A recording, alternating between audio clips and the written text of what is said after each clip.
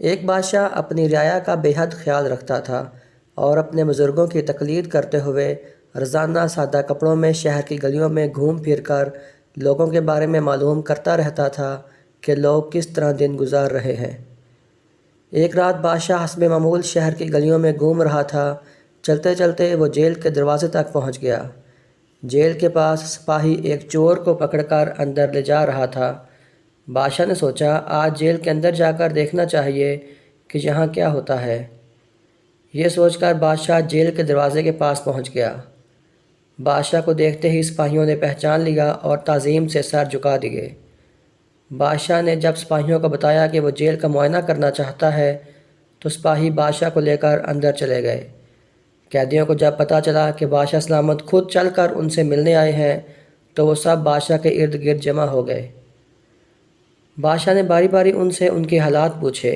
بادشاہ نے ایک قیدی سے پوچھا تمہیں کس جرم کی سزا ملی ہے؟ وہ آدمی کہنے لگا بادشاہ سلامت میں نے کوئی جرم نہیں کیا، میں بے گناہ ہوں۔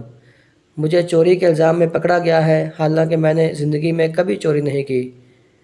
بادشاہ نے جب دوسرے قیدی سے پوچھا کہ تمہارا قصور کیا ہے تو اس نے بھی روتے ہوئے بادشاہ سے کہا کہ میں بے قصور ہوں، میں نے کوئی جرم نہیں کیا، لیکن یہ سپاہی پھر بھی مجھے پکڑ کر لے آئے ہیں۔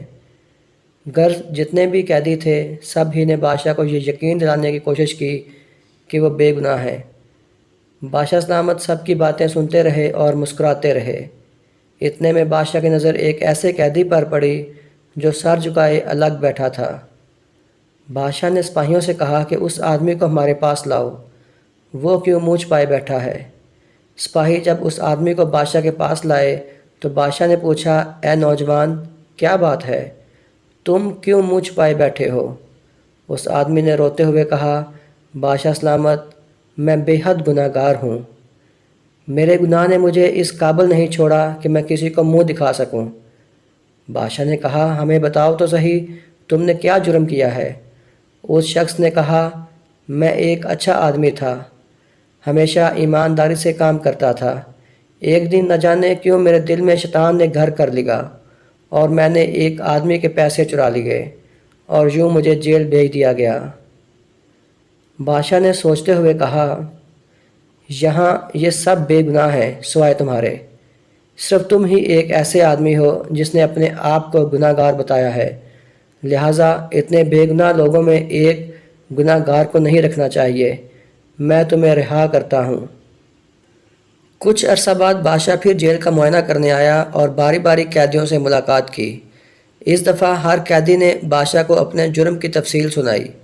بادشاہ نے یہ سننے کے بعد حکم جاری کیا کہ یہ لوگ واقعی گناہ گار ہیں، انہیں ابھی تک شرمندگی کا احساس نہیں، یہ بڑے فخر سے اپنے جرموں کی کہانی مزے لے لے کر سنا رہے ہیں، لہٰذا ان کی سزا اور بڑھا دی جائے۔ یہ سن کر وہ لوگ بے حد حیران ہوئے اور بادشاہ کے جانے کے بعد اس کے وزیر سے پوچھنے لگے کہ جب اس شخص نے اپنے گناہ کا اعتراف کیا تو بادشاہ نے اسے چھوڑ دیا تھا، لیکن جب ہم نے گناہ کا اعتراف کیا ہے تو بادشاہ نے ہمیں اور سزا دی ہے، کیوں؟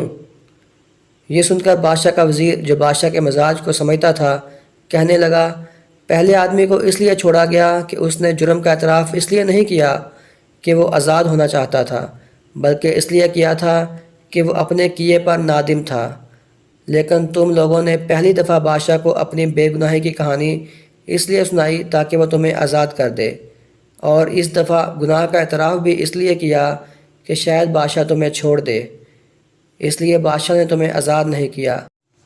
بالکل اسی طرح اگر ہمیں سچ میں اپنی غلطی یا گناہ کا احساس ہو جائے اور اس پر ندامت بھی ہو تو ہم صدق دل سے معافی مانگ لیں اور وہ اللہ بہت رحیم و کریم یقیناً ہمیں معاف کر دے گا، بے شک وہ معاف کرنے والا ہے۔